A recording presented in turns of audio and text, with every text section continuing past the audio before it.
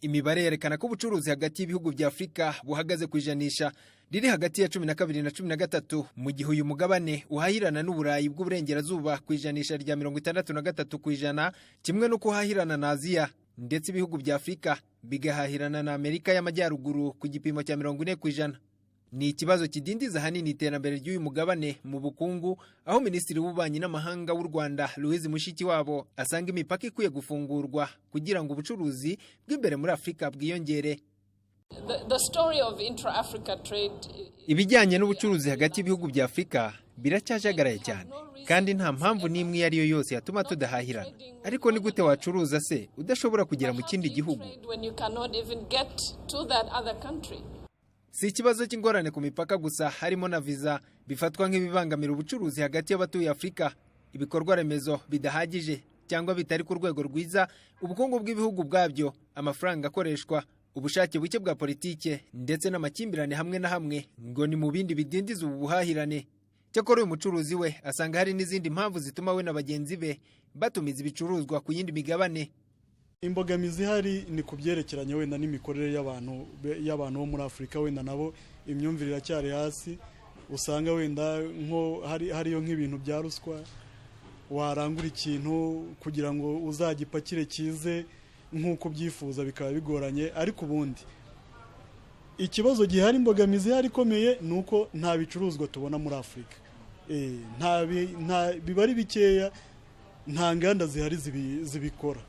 Umushakashatsi akaba n'impuguke mu iterambere ry'abaturage Dr. Bihira Canisius avuga ko hakiri icyuho mu bumenyi bwafasha kuzamura ubushakashatsi bwatuma habaho inganda zikora ibicuruzwa bihendutse.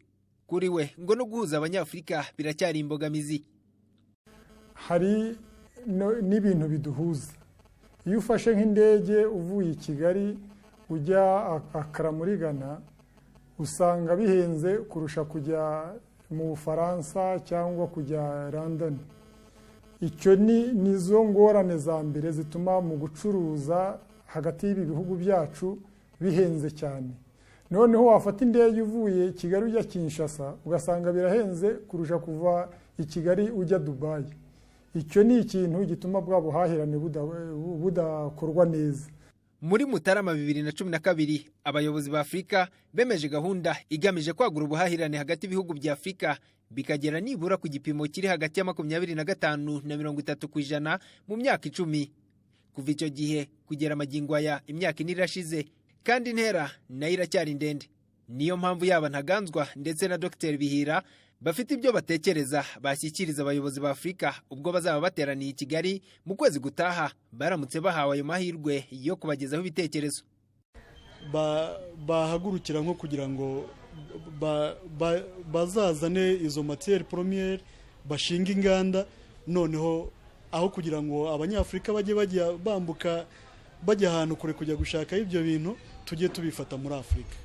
Nicyo ngiye nabona, nicyo nshobora kuvuga. Mbona icyaba ngombwa ari uko buri gihugu cyakora ubushakashatsi ku mutungo kamere gifite, kikawubyaza umusaruro, kigakoramo ibicuruzwa, bya bicuruzwa kigahahira abaturage baki imbere, kigahahira abaturanyi, ndetse kigahahira na babandi bo hanze bajyanaga ibintu bitakorewe mu nganda.